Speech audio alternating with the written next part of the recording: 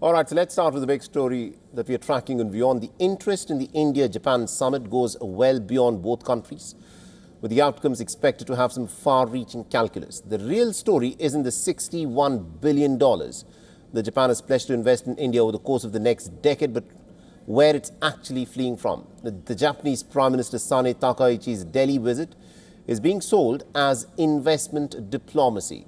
Look closer, and it's in fact hedging operation.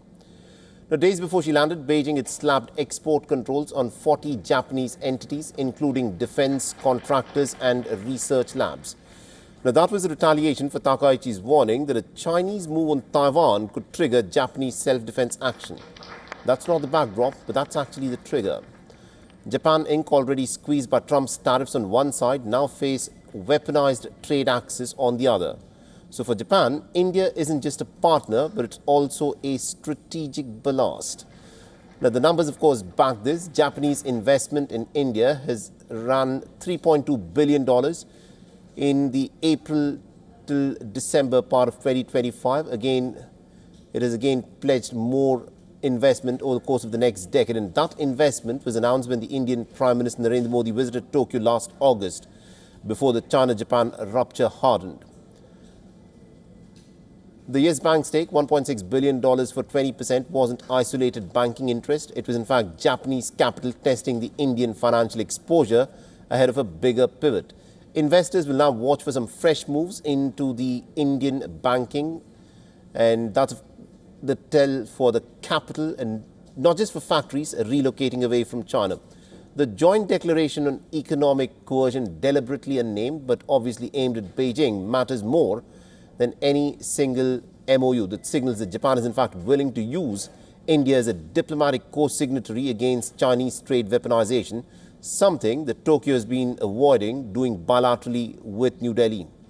Now, critical minerals and semiconductor cooperation follow the same logic. That is not innovation for Japan's own sake, but supply chain insurance after China's rare earth leverage over Japan became almost impossible to ignore.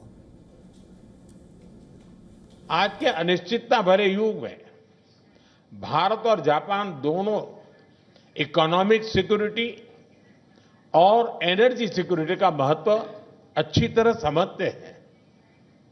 इसी दिशा में आज हमने economic security के लिए एक joint roadmap तैयार किया है। इसके माध्यम से हम सेमीकंडक्टर, क्वांटम और एडवांस मटेरियल जैसे स्ट्रेटेजिक क्षेत्रों में सप्लाई चेन रेजिलियंस को मजबूत करेंगे। The AI initiative and 500 professional talent pipeline are the soft wrapper. The hardcore is this: Japan is quietly rerouting its China-dependent economic security architecture through India, and Delhi is, of course, charging strategic rent for the privileged access, minerals and defense tech reciprocity. Investors will, of course, watch for the fine print and not just the headline figure. Bharat Japan investment partnership निरंतर सुदृढ़ हो रही है। पिछले एक वर्ष में करीब 120 नए बिजनेस एग्रीमेंट्स हुए हैं, जिनसे भारत में $10 बिलियन से अधिक जापानीज इन्वेस्टमेंट आएगा। All right, so that is what the Indian Prime Minister said. And also to put all of this in perspective and as to how important the India-Japan equation is, we joined in this broadcast by Mr. TVS Mohandas Pai, who is the chairman at RN Capital Partners. Sir, thank you very much indeed for joining us here on WION. And let me start off by asking you this: the fact that India and Japan have now signed this memorandum of cooperation that is expected to bring in about $10 billion of investment, how do you see this India-Japan equation shaping up? Look, first of all, I want to say that the India-Japan relationship will be the defining relationship in Asia for this century. And for both countries, it is a necessity and not a choice. And the reason is very clear. China is the big hegemon in the world, the big economic hegemon in Asia. China has a trade surplus of $100 billion a month. Last year, they crossed $1 trillion of surplus. I don't think any country in human history has ever achieved that kind of trade surplus ever. So it is very, very big. And China's industry is about 30% of global manufacturing. China is eating Japan's breakfast in industry. taking away their markets in Southeast Asia, in the Middle East and other places. Their auto industries are outbidding the great Japanese auto companies. Japan is not growing. Its population is shrinking. They just now had positive interest rates. The only economy apart from China that is growing in Asia is India. And I think what we are seeing today is too small, too late. And let me explain. Right. Both India and Japan have to come together, think big, and act economically to create an economic enterprise between two of them, which can grow both economies. Japan will get access to India's economy and its growth will grow from 4 trillion to 10 trillion in the next 10 years. And India can get access to Japan's high tech in manufacturing, its methodologies, its processes, and capital. Right. And both have to look very big so that both of us can jointly tackle global markets. Now, a $61 billion investment over 10 years is so small, it makes no difference to India or to Japan. Japan invested more than $1 trillion in manufacturing in China over time. And Japan has ignored India, not invested enough. The fact that they put $10 billion in India, buying stakes in Yes Bank, Shriram Finance, and also in other places, is okay, par for the course. But I won't give it any great importance because in Asia, this is the only place where you can put big money to work. Right. And I think it's important for Japan to understand that. And Japan does not have time on its side. Its population of 122 million will shrink to 96 million by 2050, 67 million by 2100.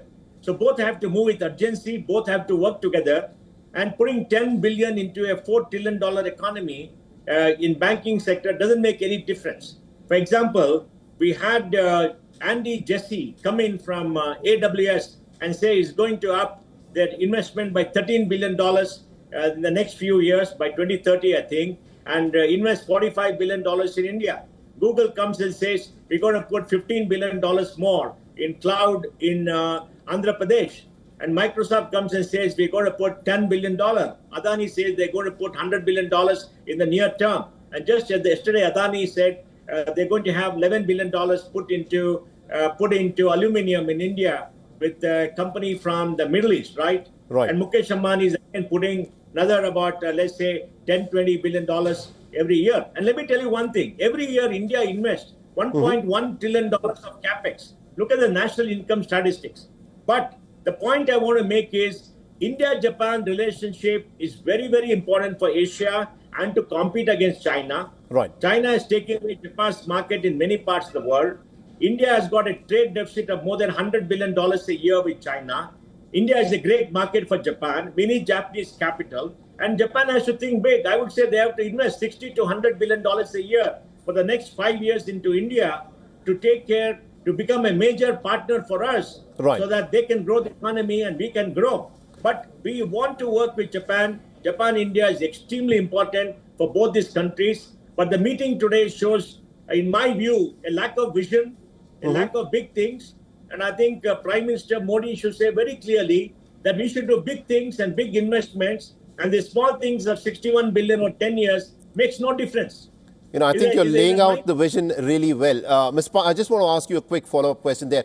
Japan is looking to diversify the investments that it wants to make. India wants to try and get as much foreign direct investment as possible, especially in the manufacturing sector. Do you think India at this moment has the infrastructure and the policy ecosystem that is needed to compete with other rising economies in Asia, such as Vietnam and Indonesia? Of course, India is there. India is $4 trillion. Let me give you the evidence of Suzuki. Suzuki controls 50% of India's market, makes about 2.1 million cars. And Suzuki makes more profit here than what they make in Japan. The cash they have in the balance sheet is very huge, 60, 70,000 crores, right? And Suzuki is the only car company outside China which can compete with BYD globally, right, because of the distribution, the cost of manufacturing, the technology agency, etc. BYD, which is now growing from China and exporting electric vehicles, has 110,000 people in automotive design and can do 4 platforms at the same time. Toyota doesn't have the capability. Nobody has the capability. You're not going to get 110,000 designers and people who can do new car platforms in any country but India. Right. And this is the place from which you can compete against China globally in manufacturing. And if you don't come and invest hugely here to take a market share, I think it makes no sense. Japan was forced by President Trump to commit $500 billion of investment, right? We've seen many Japanese companies send their senior people to America to work. And now, you know, if you look at India as a very small economy and say we're going to invest $60 billion for I don't know how many years, 8 years, 10 years, it's no difference. It's something nice to have.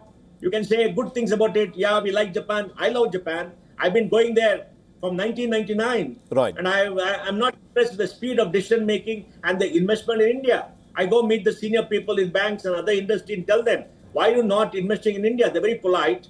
They're very polite to us always. They're very good people, great people. But they put money into China and the Chinese are now pushing them out. Right. And India is the only place. And look, for us in India, if we don't come with big bucks today, right, you know, it's nice to have you, but we will manage. I'm very serious about that. So let me tell you something. Very India quickly, has 170 million tons of steel capacity. Japan is 90. We're going to 300. India makes 4.5 million cars. We are more than Japan in cars. And we'll probably go to 6 to 7 million by the end of this decade. Right, in two-wheelers, we make 22 million. Largest manufacturer in the world. In power, we are the third largest country making power equipment, you know, having power sector. In airlines, we're the third largest. In most industries, we have become the third largest except high-tech. In chip and others, we don't have fabs. But we have 350,000 chip designers and testers, embedded software people in Bangalore. The 2-nanometer chip of AMD is being designed in Bangalore. We got the human capital here, the technology here. We need the hard capital. We need more investment. If Japan should play it big if they want to make an impact. If they don't play it big, happy with small things, it's not going to make a difference. You know, Mr. Pai, I think you've laid out the ambition. $61 billion, I think, is the big headline for the day. And going forward, so small. You know, but this, of course, is the figure. I don't know why you are impressed with $61 billion, man. It is an investment that has been announced. $1 a year. Huh? What is right. that? We hope that this is the inflection point where we see more investments coming in. No, it's not the inflection point because over a long period of time, the Japanese move very slowly. If they say we're going to put $60 billion a year for the next 10 years, that is an inflection point. Right. Please remember, China is $20 trillion in GDP. India is $4 trillion. By 10 years, will be $10 trillion. All right. I think big ambitions can be achieved with small steps that are taken, and it is important that at least we start somewhere. And you have to accept that even if we start somewhere, that is where the beginning of a long, fruitful relationship. Yeah. I think we're completely out of time, Mr. Pai. Thank you very much indeed for joining us with that very ambitious statement that you look forward to in the India-Japan equation going ahead. Thank you very much indeed. Thank you.